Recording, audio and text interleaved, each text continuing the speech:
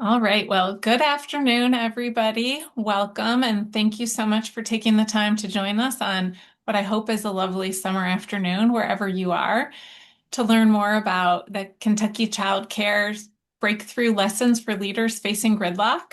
I'm Mariah Levison. I serve as the CEO of Convergence Center for Policy Resolution.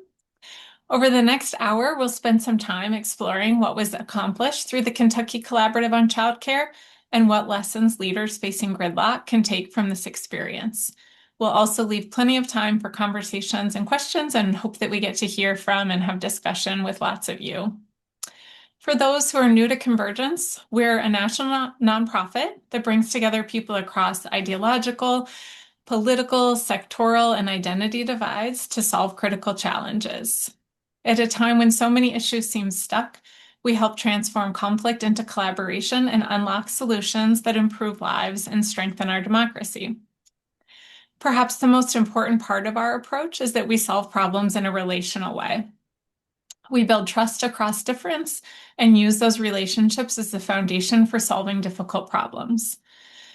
Our experience is that when people better understand one another, they become far more capable of working together to create solutions that last. What makes Convergence different is that we are fiercely neutral and nonpartisan. We don't arrive to our projects with predetermined answers. Instead, we create the conditions for unlikely partners to build trust, work through disagreement, and develop solutions that meet more needs than any one group could achieve alone. Our work is designed for issues where progress has stalled, and because we're committed to real-world impact, our work doesn't stop when a report is written. We stay engaged to help participants move solutions forward. For nearly 2 decades, Convergence collaboratives have helped drive changes in public policy, business practice, and community action at the national, state, and local levels. They've catalyzed funding, launched partnerships, shifted public narratives, created lasting relationships among leaders who never expected to work together. Today's conversation focuses on one of those efforts. Beginning in 2024, more than 40 leaders from across Kentucky came together to address a challenge affecting children, families, employers, providers, and communities across the Commonwealth, ensuring access to high-quality childcare that supports family well-being and economic opportunity.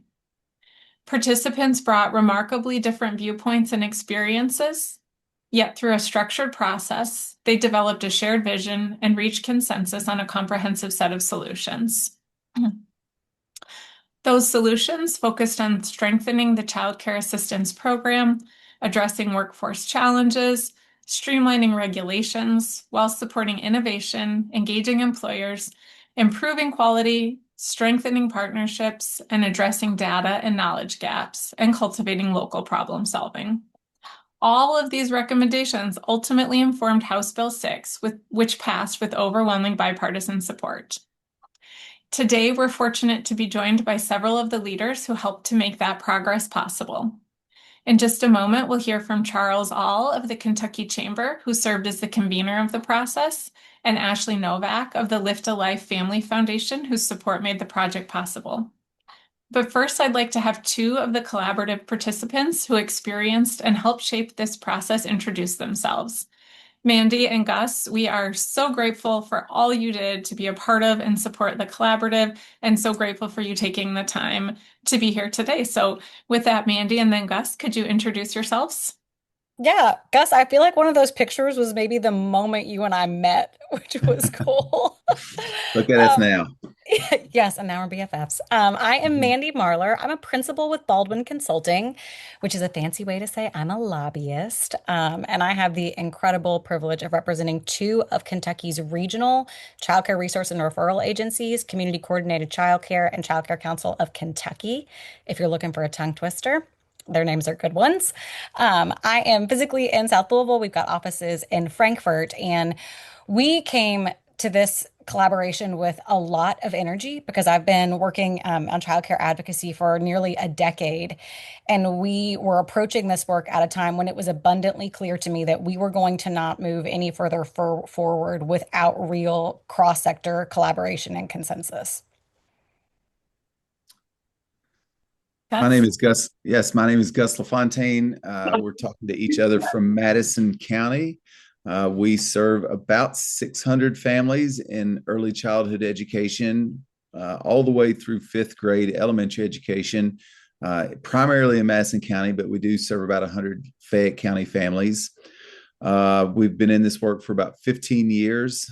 My degree is in elementary education. I've got a master's degree from EKU in education leadership. And I taught in traditional classrooms in the public schools before we started this endeavor. That's another story how we've started it, but I love the work that we do now. It's so rewarding to be able to work with the young population of Kentucky children and especially their families that are working so hard to try to build their lives up. So I'm happy to participate in this collaborative. It was such a good experience, and I hope that we've been able to make a positive move the ball forward for Kentucky child care providers and the families they serve. Thank you, Mandy and Gus. And we're going to hear more from Mandy and Gus about their experience in just a few minutes. And you'll get to see what I have already been really lucky to get to experience, which is that Mandy and Gus are not only so committed, but such thoughtful leaders and so committed to kids and families, and also funny and super engaging. So we'll hear from them more in just a minute. But first, I'd like to turn it over to Charles to introduce himself and dive a little bit deeper into what the Kentucky Collaborative on Childcare is. Charles? Sure. Yeah, no, thank you, Mariah. Thanks for putting this on. It's been such a wonderful partnership working with you all. It's also great to see these introductions going on in the chat. I see several, I mean, lots of folks that I don't know, and it's great to see people from all over. But also, I've seen several members of the Kentucky Collaborative on Childcare introduce themselves in the chat, and so hopefully we'll do you all justice here and represent the project well. My name is Charles Aull, Vice President of Policy at the Kentucky Chamber of Commerce. I oversee the Kentucky Chamber Center for Policy and Research, where I take the lead on the Chamber's economic and public policy research initiatives. So I like to say I do a lot of our nerd work, but I'm also heavily engaged in Frankfort, which is where Kentucky State Capitol is, where our legislature meets, where our governor is located, and where a lot of the policy making in the state happens. And so I kind of get to wear two hats, one being advocate, the other one being a researcher. Um, I'll give a little bit of background on this project and kind of how it came about. Coming out of COVID, I think Kentucky was like a lot of states where a big spotlight was shown on childcare as a result of a lot of the challenges that emerged in that sector and the way that those challenges had this ripple effect across the economy, across families, creating massive disruption everywhere we looked. And so that led to what I think was kind of a surge in advocacy around childcare efforts, particularly in 2022. We saw a lot of it in 2024 as well. At the same time, though, where we saw all this energy behind the issue, we also were exposed to a lot of the sort of gaps in coordination, some of the disagreement, some of the lack of alignment around shared policy. And we ended up in this situation where there was an identified problem. You had a whole bunch of people who cared a lot about the problem, but there wasn't a whole lot of cohesion in those folks, especially all across the state, working together to work on agreed upon solutions. And so, one of the things that we started hearing from the legislature in 2024 in particular was, hey, we understand there's a problem here. This isn't working. However, we're not subject matter experts. We don't know exactly what needs to be done. And right now, we're being inundated with a whole range of different solutions from all sorts of different people. We don't really know what we're supposed to do. We don't really know what's going to be most impactful. And so that's where at the Chamber, we set about trying to bring some alignment to the advocacy efforts behind childcare and early childhood education. I'd gotten to know Convergence through a project focused on national families in the years prior to that. And I thought, this is a really great example of where we could really use some professional facilitation work to bring some alignment to all the different advocacy efforts that were happening in Kentucky to support childcare and to support working families. And so one thing led to another. Got to talk with Mariah, got to talk with Beth, and we talked about a potential partnership. Eventually, I met my now good friend, Ashley Novak Butler, whose support for this project through the Life Novak Family Foundation has been absolutely critical. And that eventually brought all the pieces together to create the Kentucky Collaborative on Child Care, which included around 40 or 50 or so different folks from around the state with a wide variety of different opinions on childcare and early childhood education. And we worked together for the course of about 18 months to work on what we felt were some strong, viable solutions. We eventually packaged that into a report that you can see on the screen in front of you that we labeled a foundation for action.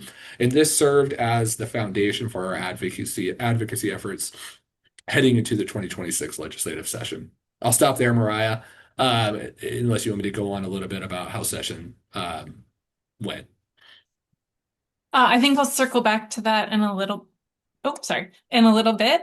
So thank you for that background, Charles, and would love to pass now to Ashley. And Ashley, if you could introduce yourself and share a little bit about why you thought that this collaborative approach was worth philanthropic investment. Sounds great. Thanks, Mariah. It's great to see so many Kentucky Convergence members on the chat. Well, basically, just to say the why behind all of this, you have to kind of understand the background a bit. I run a family foundation. We have done grant making since strategic grant making since 2013 in the areas of food insecurity, early care and education supports, and diabetes care. And most of our grant making is done within the state of Kentucky. Early on in my role is with the foundation, we really got interested in early care and education, honestly, because the family that runs the foundation had young children. And so we were really focusing in on how we could support this particular area because we know that investing early has great returns. I know there's a lot of different stats out there, but back then it was, for every dollar invested, the return was $8, catching things early. So it became a very tangible thing for our board to really dive into as something that we wanted to support. But as we continued to fund in this space and do different grant making in this space, the thing I always continued to hear from my board was, man, this is expensive work. And it's true. It is expensive work to take care of young children. And for good reason, because the impact is so tremendous. But, then COVID hit, right? And childcare became just a critical issue that people were missing. And for my foundation, typically we give away annually between $5 and $10 million a year. It depends on what we want to do.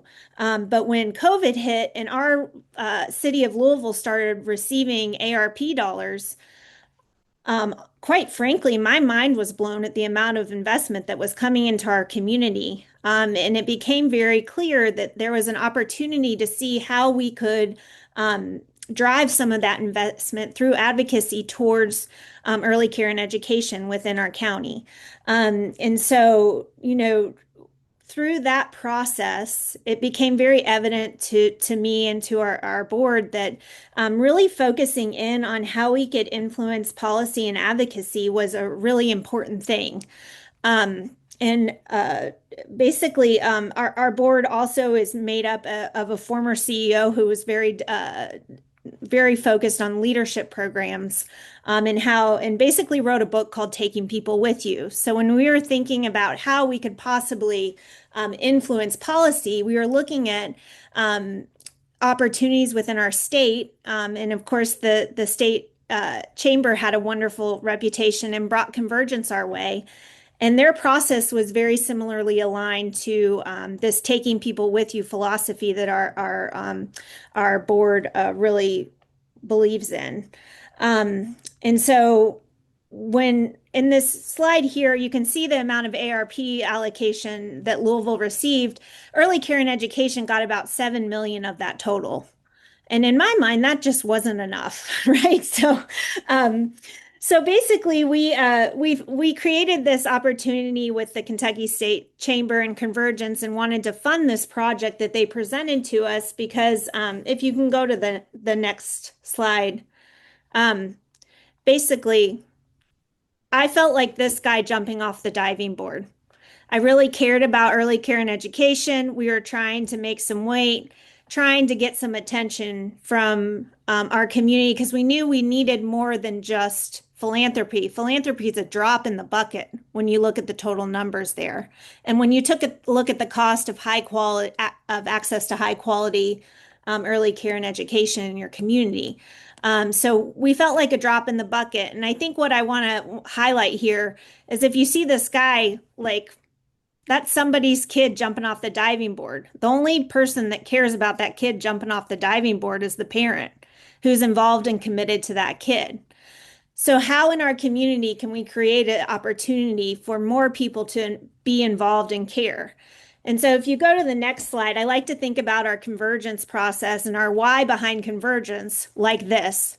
This is a slide from the world record of cannonballs that was ever made. And I think everyone on our convergence team would say they felt like they were the people who were jumping into the pool, but we were all coordinated. We were all doing it at the same time, and we were all committed to do it. And so I think that this is a great visual for the why behind convergence for us. And it has been an incredible investment and something we're really excited about because I just really believe that this is making real change in Kentucky. And so everyone was involved, everyone was committed, and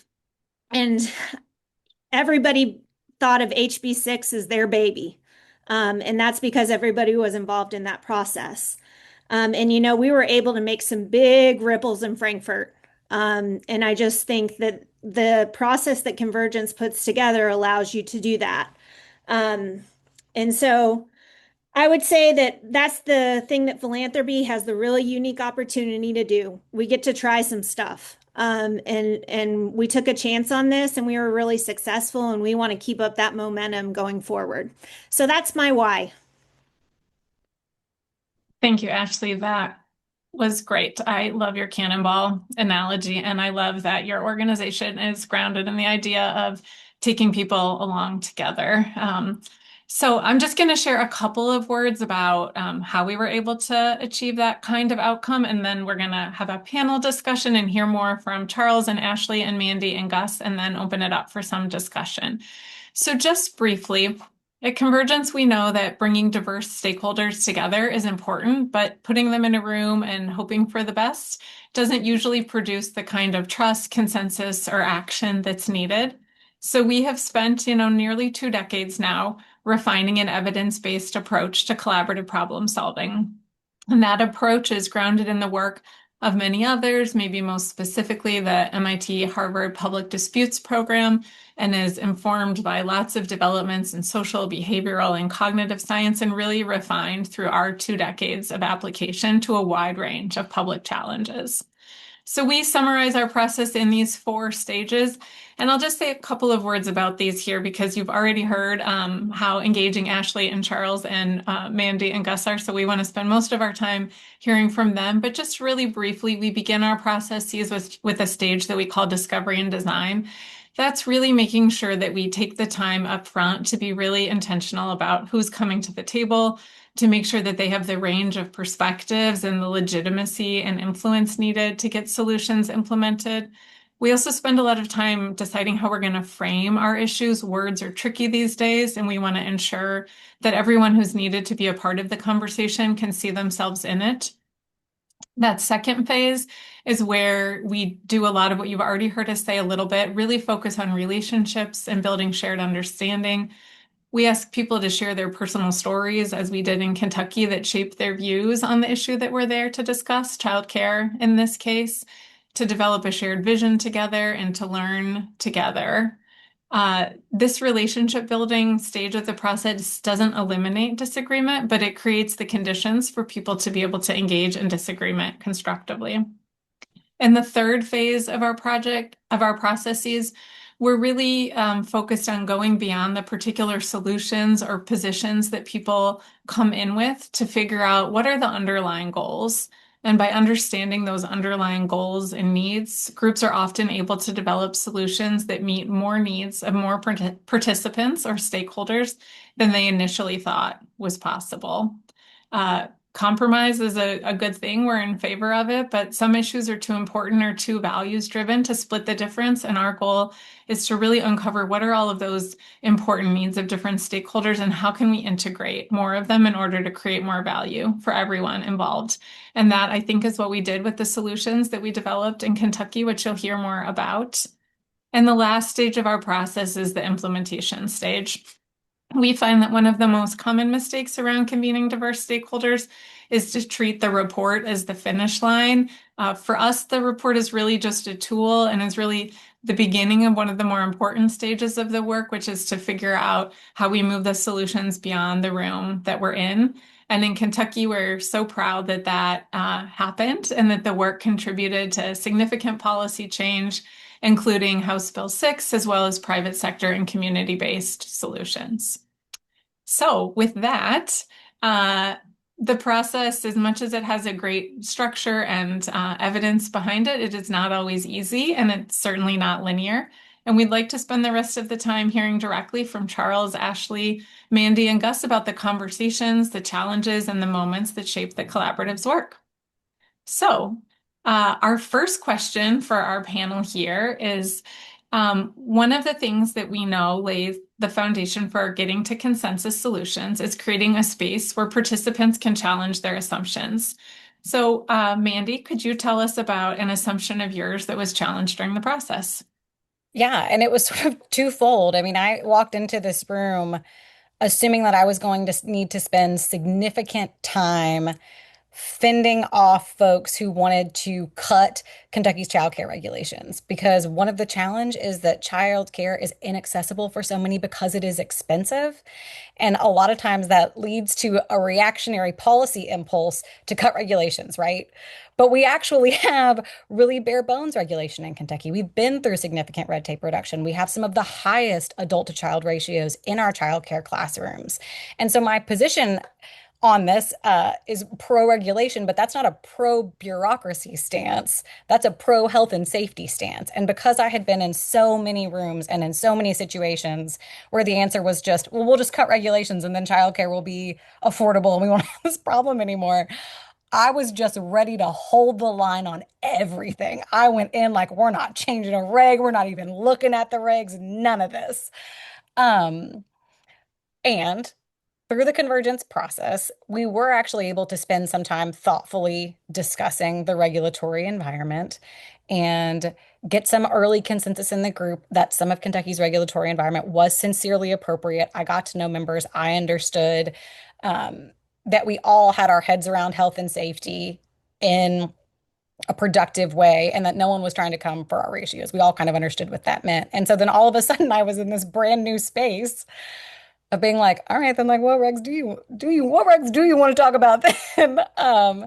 And we ended up talking about the concept of micro centers, which are an entirely new childcare setting for Kentucky. And we were able to put safeguards in place, like ensuring that if you were going to run a micro center, which would have the potential for mixed age groups for an extended duration of time, that might not need a physical playground for gross motor development, that could have meals brought from home rather than done in-house. But that if you were going to pursue that, you had to be an operating childcare provider in good standing with a good record and proven quality in the state. And I think we're really opening up Kentucky to innovation that I will just be honest and say, I'm not sure I ever would have come to that on my own or been willing to give myself the elasticity to think about something like that without the trust built in this space. Thanks, Mandy. And I remember folks being really clear that they understood that that safety and quality pieces and the ratios were things that nobody was interested in moving on. And I think that did create the space to look more creatively at other regulations and come up with some creative solutions. So there was not a lot, but a little bit of conflict around that. But our collaboratives try to create the conditions to turn that conflict into something constructive. So Gus, could you tell us about a time when there was an issue that you disagreed strongly with some of the collaborative members about and how that was handled? Sure.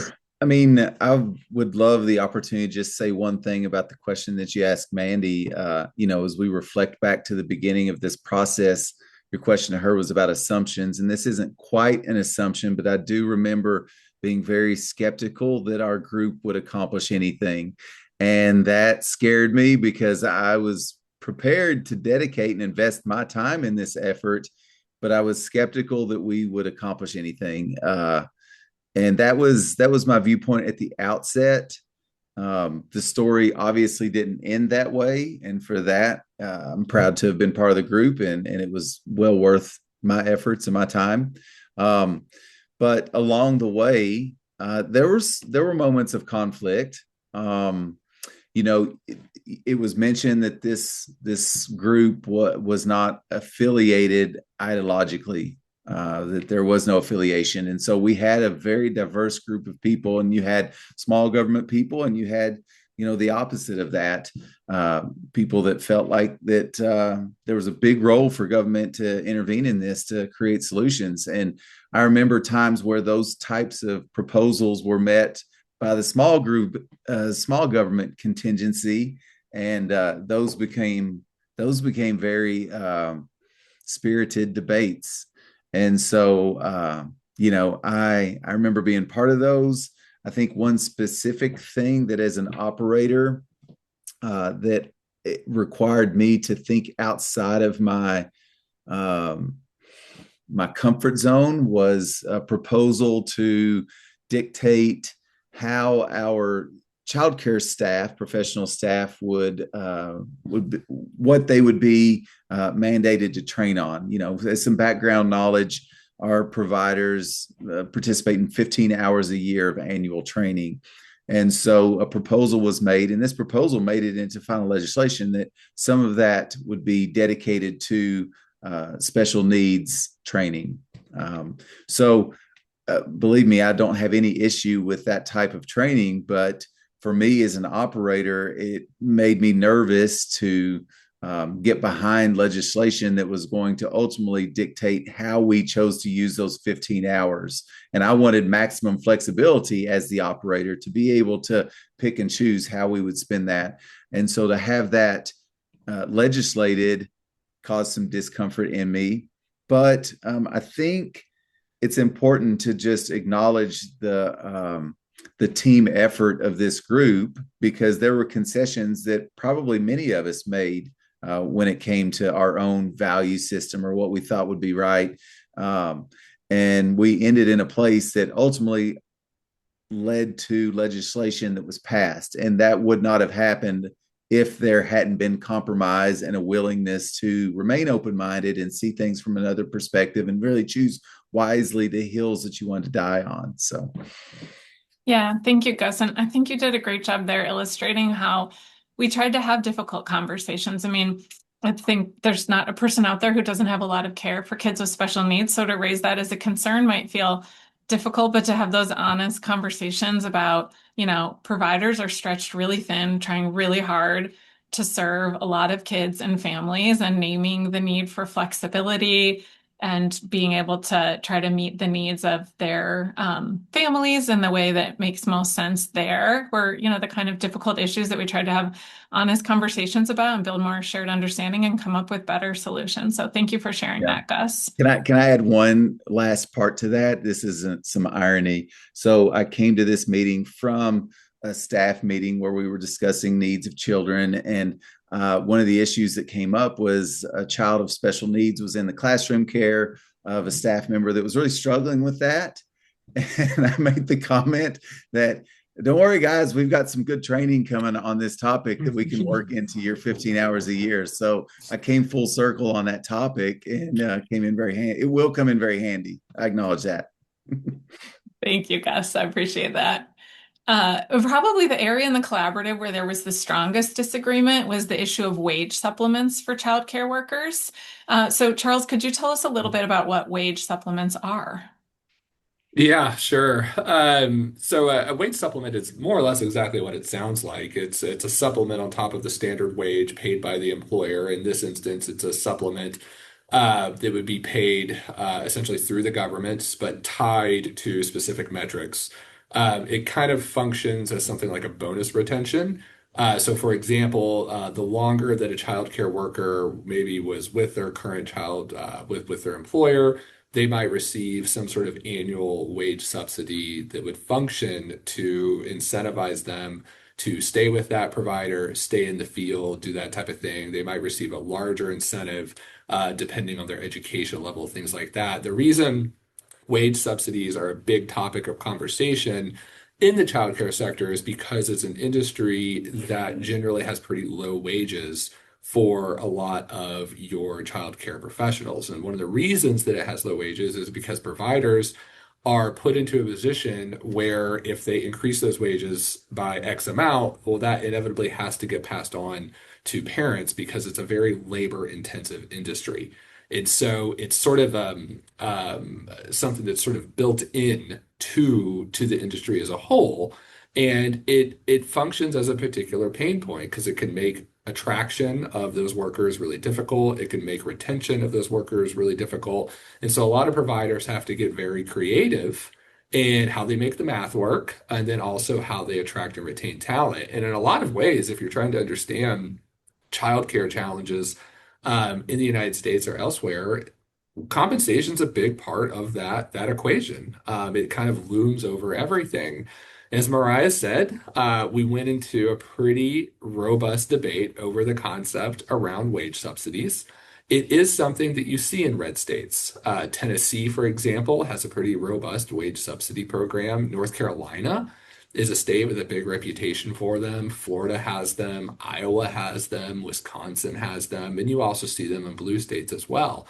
But it was a particular point of contention. As you all are kind of hearing us talk about this project now, there's lots of smiling, there's lots of laughing, and there always was that. That was a big part of the experience, but there was also a lot of uncomfortableness, and that's good. That's a really good thing. You need to have those conversations. You should not shy away from them. And boy, we certainly did not shy away from that one. We had a robust dialogue around it. People expressed their thoughts on it. But it's actually kind of a good example of how the process works. Not everything made it into our final recommendations. The way this group operated was we were going to recommend something as a group if everybody agreed to it. And that would mean you either supported the concept or you were neutral on the concept. But if we had somebody come in and say, hey, I'm just completely uncomfortable with this, I cannot get on board with it, then we would say, okay, we don't have consensus here. And when we got to the issue of wage subsidy, we fought it out, had a big discussion. It didn't make it. But other things did. And I think that's one of the most important things here that I would share. One of the things, though, that was really important that made it across the finish line was a provision that we call free childcare for childcare workers. And so this is something that's existed in Kentucky for a few years, but it's always been in the regulatory form. It's never existed in statute. And one of the things this group agreed on is that that program is so important, it should be in statute. It should be permanent and it should be continued to be funded. And that was a shared recommendation from this group, made it into House Bill 6, and is now law of the land in Kentucky because of the work this group did. Thank you, Charles. Gus, I know that as both a childcare provider and a guy who favors small government, this one brought up some tensions for you. Can you talk about how you thought about and handled the wage supplement issue? Yeah, I mean, this was really interesting. I wish others could have spent some time in my mind during these conversations because the conflict was great because I would consider myself a small government, an advocate of small government. But I'm in the challenging position to also live in this space and see the challenging economics of this space. And so that confronted, my ideals when it came to the role of government and private enterprise. And it was an odd place to be to advocate for something like wage supplementation. And I can't admit that I felt fully comfortable with it but I did see the conundrum that the industry faces. I do acknowledge the conundrum that the industry faces to be able to stand up on its own. It essentially provides a service like unto K through 12 education without any type of funding stream. And it's tricky for a fully funded K through 12 system to do, let alone completely privately funded. And that's very, very challenging environment to work in. So that was, that's a tricky one for me. Although we didn't arrive anywhere on wage supplementation, I think it's interesting that, to Charles's earlier point, we were able to codify child care assistance program in Kentucky for staff members that work in early childhood education. And that not in a way, that is a wage supplementation at my level. We attract a workforce that is excited to be able to use that program. And, just some rough math, that can amount to $5 to $10 improvement on their hourly wage for a cost that they don't have to take on now. So we actually did accomplish some wage supplementation without that name on it. So that was an important win and threaded that needle on that topic, I think. Thanks so much, Gus. All right, I'm going to go around our whole group here on a final question before we open it up to our audience for some discussion. So I'd love for each of you to share, given how divided our country is right now, how do you think about the potential of this approach for bridging other divides on other issues in Kentucky or other places? And Charles, I'll start with you, and then you can share your thoughts and ping the next person. We'll go around and then open it up. I think what we did illustrates a number of different things. First of all, I think the value of kind of letting your guard down. Mandy was getting at this earlier on, where you kind of come into these types of conversations with some of your preconceived notions about what other people think, what their agenda might be. But once you get to know them, it's pretty interesting. And once you kind of get through that sort of first hurdle, it's remarkable the types of conversations that can happen. I think the other thing, though, that this group was really good about was just putting our heads down and getting the work done. The meetings that we did were often long and arduous. We would do entire days in person, 2 days back to back. We did a whole lot of that. And I always told this group, whenever we would convene, how one of my biggest fears was when we would hold these meetings, nobody would show up. And then by the time we would start, every single person that agreed to do this work, they were in that room and they stayed the whole time, and then they kept coming back. And so I think it's the combination of those things, is sort of a willingness to try something new, let your guard down, try something new, but then get in there and really do the work. Think critically, think hard, roll up your sleeves, be uncomfortable, sit with your feelings, and see what comes out of it, and do that hour after hour after hour. And the payoff of that is big policy change. And I think, to me, I came out of this thinking, okay, this is what it takes. This is what you have to do, but it's absolutely worth every minute of it. Thanks, Okay, Charles. I'll go to Mandy.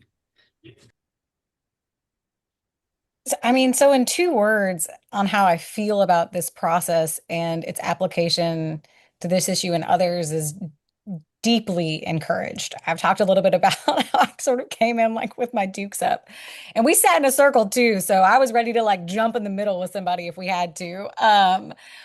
But I'm a lobbyist, so I work on a number of intersecting and complex issues. I work on our child welfare system. I work on housing affordability in the state. I work on Medicaid access to behavioral health. And I've told the team before, I came out of this thinking like, all right, when can we start the next one? Because working in childcare for so long, with fellow childcare advocates, but without the really broad ranging groups of perspectives and industries and expertise represented in an initiative like this, we really felt like screaming into the void at some point. And we were really starting to give policymakers some serious issue fatigue. And we were saying to them, childcare is vital for the workforce, it's vital for education, it's vital for all these things. And they were like, great. Where are those people talking to us about how important childcare is to them? Um, when we had that to a degree, but nothing like when we were able to say, here they are, here is 40 people. Here are 40 groups, 40 organizations, 40 businesses that came together and spent 18 months working through childcare policy. And these are the recommendations that have come through as a result of that. I have never, in all of my years working in any kind of policy, had that kind of endorsement on policy recommendations and certainly on a piece of legislation. I also have to just shout out our primary sponsor on this bill, Representative Samara Heverin. She is the most undaunted, hard-working champion you could ever have for a piece of legislation. And she cares deeply about this issues and what it means for her families and for her businesses in her district and across Kentucky. So I'm eager to apply this process to other complex issues that we work on. I don't know that there is a more productive and impactful way to reach consensus on recommendations that are actionable for your state in terms of policy. That's Yeah, I think your question was how, what kind of promise we could take away from this, given divisions in our country, and what we learned, or what we would take away from this group's effort. Does that sound about right, Mariah? that's great. Okay. So I was thinking about that, and I think it would be, I I love our country, and I love how diverse it is. I love just the fabric of this country. Um, Man, there's sometimes I'm worried about it. These divisions are strong, and I don't know that this micro effort at 40 people could be replicated at scale. I mean, I guess it's a question for Convergence. Can you do this work at scale, for at a national scale? Or it'd be a question for Ashley, can you guys fund this at national scale? But the foundation that we had to be able to work together required a lot of support. Shout out Ashley, collaboration. Shout out Mariah and team, to be able to arrive at consensus. Because if you take those parts out of it, it would have been hard for 40 people to come to agreement. The ship was guided very carefully and well by Charles, specifically. We just had a lot of pieces in place to be able to pass legislation. I don't know that was a guarantee at the beginning of at the outset. Mandy's nodding her head, and she does this. She said a few times she lobbies for this stuff, and I don't imagine it can't be easy to pass legislation. So we had a lot of things going for us to be able to do that. I think this is the final point I'd make on that. I think driving the success would be that we were united in our effort to serve Kentucky families and those children. And being in this work, I've found that that's also always been an advantage in my work that I have over other industries, is that the people that I work with, we all share the same goal with these people that we serve, those families, to unite on these young people that are the most important people in our lives, or I'm sorry, as parents in our lives.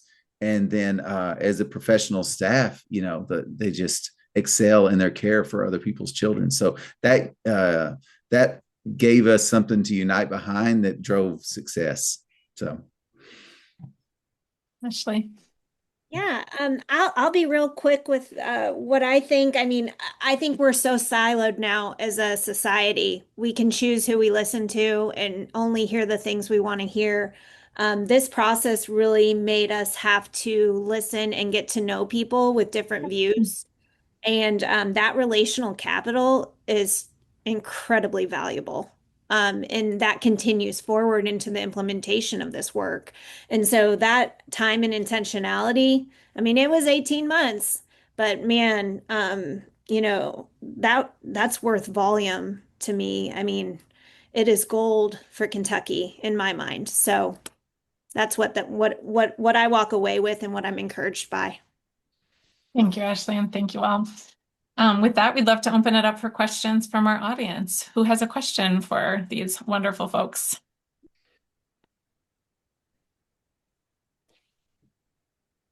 Bryce? Hi, everyone. Thank you for this. I'm Bryce Covert. I'm a journalist. I was wondering if you could talk a bit about the political reception of your report and your solutions. In particular, I noticed that the governor vetoed one of the packages, another one go into effect without his signature. So what you make of that, and just generally sort of the reception in the legislature when you were presenting your consensus and your ideas. Yeah, I can take that one. So the legislative package really was in about three different forms. You had House Bill 6, House Joint Resolution 50, and then the budget. There was a large budgetary component to this as well. I'll pause on House Bill 6 because there's some significance in that number right there. In our legislature, the Kentucky General Assembly, so you have Republican supermajorities in both chambers.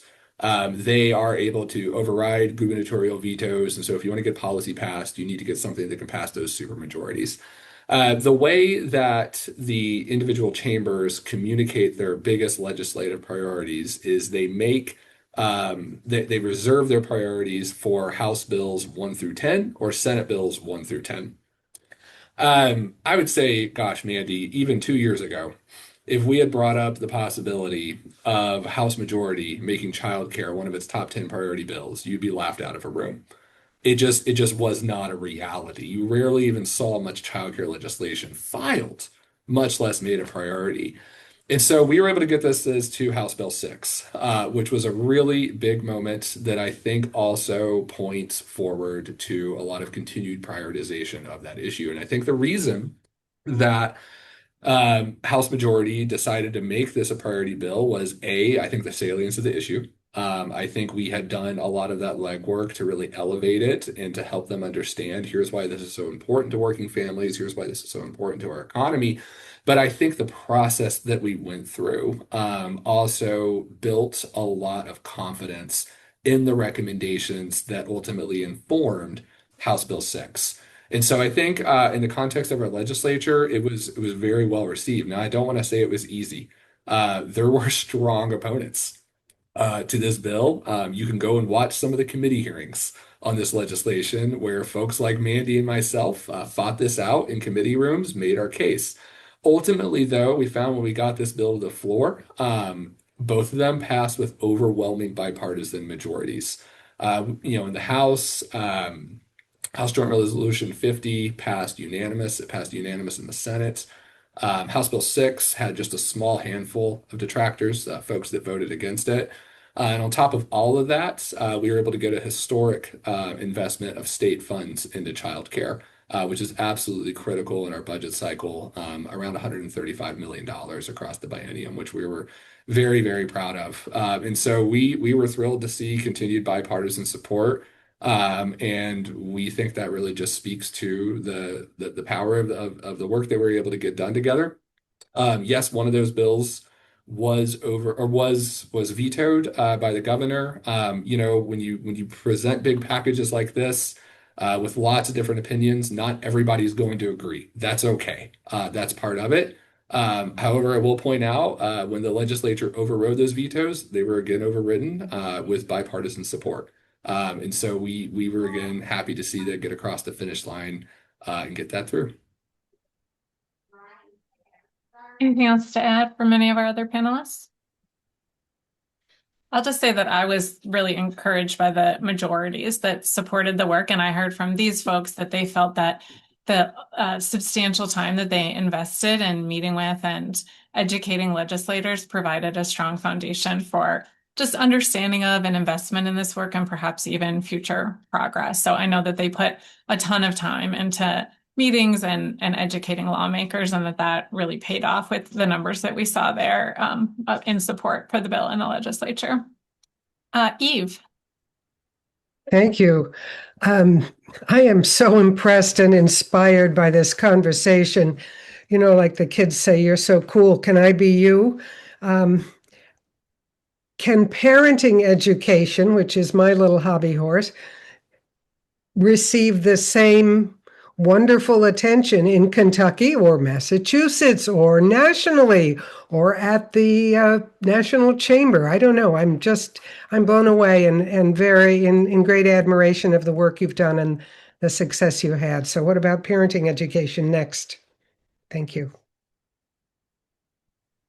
Any of our panelists, is parenting education any part of the topics that you thought we touched on or that you see in centers, or any thoughts on Eve's question? Otherwise, I can answer from sort of a process standpoint, but yeah, Gus. Yeah. So, let me I know my role here, and I'm not the person that's going to drive forward these large legislative packages that might result in the change that you'd like to see. But I can say on a micro scale that parenting education is something that we at the family level have recognized that we can play a positive role in their lives, families' lives. And so we've hosted workshops, and we do some things like that to try to help families navigate a really challenging part of their life. I mean, none of us got issued a guidebook when we brought those babies home. And so, especially me, I'm on the other side of, my parenting journey from what many of the families that we serve now are. And so I think there is an opportunity at this small operator level to try to help those families, not just by providing our service, but then also coach them and give them some helpful tips to just be on their team during their parenting journey. Thanks, Gus. And I would say lots of issues are amenable to this approach. And something I think that this conversation illustrates is having key partners like the chamber who want to play a leadership role, key funders who are willing to invest, and then a really great range of participants. So those are some of the things that we look for to figure out how we can move an issue forward. We've got two really good questions in the chat. I think we'll just take one or two of you on these as I'm watching the minutes tick down. But there's a question in the chat about what could be next, what could be some fruitful policy topics to continue in Kentucky. So I think maybe about childcare, but it looks like the person who asked the question was thinking about other potential topics. Any thoughts on that? Sure. Amanda, you want to go first? I'll jump in real quick. I will say, we never envisioned this as the final word. We set out to create a foundation for future success. That's what House Bill 6 was about. That bill was about laying a foundation for a lot of change that will take place over the course of many years. And so I think, anytime you're able to accomplish policy change, regardless of what the policy area is, I can't emphasize enough the importance of continued cultivation of that legislation. You need to continue to work on its implementation phase. It takes a long time. You also need to iterate. And so this work is absolutely going to continue. So we're exploring what that looks like now. But yes, we absolutely intend to continue this collaboration, especially in the childcare space, to build on this success that we've had with House Bill 6 and to have a lot more wins in the future. And I'll turn it over to Mandy to talk about how this is easily applicable to a lot of other policy areas. Yeah, and I would just say on House Bill 6, we one of the sort of lenses that we vetted through when we were determining what consensus meant for the group, one of them was sequencing. We have to take the first step first sometimes. So one of the things that we did is reestablish a new methodology for how we calculate rates for our child care subsidy. We were not able to immediately go in and say we have to increase rates for providers. There was an understanding in the room that is where we needed to head, but we needed the data and evidence to support how much when first. So House Bill 6 did that. Obviously, we've got a longer road to accomplish that kind of end goal. And that is one of maybe 10 pieces in this bill. That is a first step, certainly not a final one. So I just want to really underscore the importance of continuing this work. I would, in terms of other issues in Kentucky in particular, I would throw housing in the mix. We had legislators who met in an extraordinarily engaged housing task force over the course of 2 years, but we still weren't quite able to get across the finish line on a major piece of housing legislation in this past session. But there are incredible ideas at the table, and our leaders are tremendously bought into the importance of creating policy that allows for greater supply of housing that we need in the state. So that one comes to mind. But I could probably list 20. Well, thank you, Mandy. And we are developing a project on housing. I think that might happen in Georgia. And somebody mentioned data centers in the chat. We're doing some national work on that as well. So if no issues that are ripe in the places that you live in and think leaders would be interested in coming together, please reach out to us. Charles reached out to us on this issue, and it was because of his reaching out that all of this work came about. So we're always looking to identify the issues that are ripe and the right places and the people to come together to move some things forward.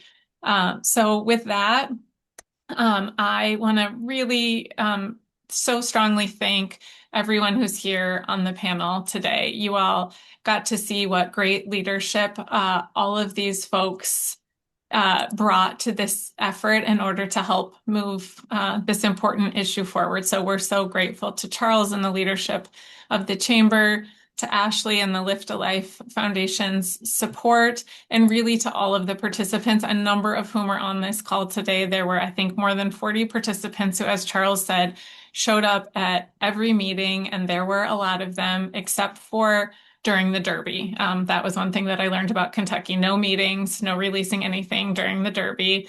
But it was really the hard work and the genuine commitment, the open-mindedness, and all the heart that the participants brought to this work. So honored and grateful to have been able to work with all of you. And with that, we're going to close this portion of today's gathering. We are going to transition into a session for Convergence's Leadership Council. So for those of you on the call who are Leadership Council members, you can remain in this room, and we're going to spend some time reflecting a little bit more about what this project means for broader work at Convergence. And for everyone else, thank you so much for spending the time with us today. We're really grateful to have such a great crowd here to be able to share this work, and we hope that we have left you a little bit inspired that it's possible to bring people with diverse backgrounds and perspectives and views together and work together to develop solutions for some of the challenges that our country is facing. So thank you all for your time. Don't be strangers. Please be in touch, and we look forward to hearing more from all of you soon. Thanks, everyone.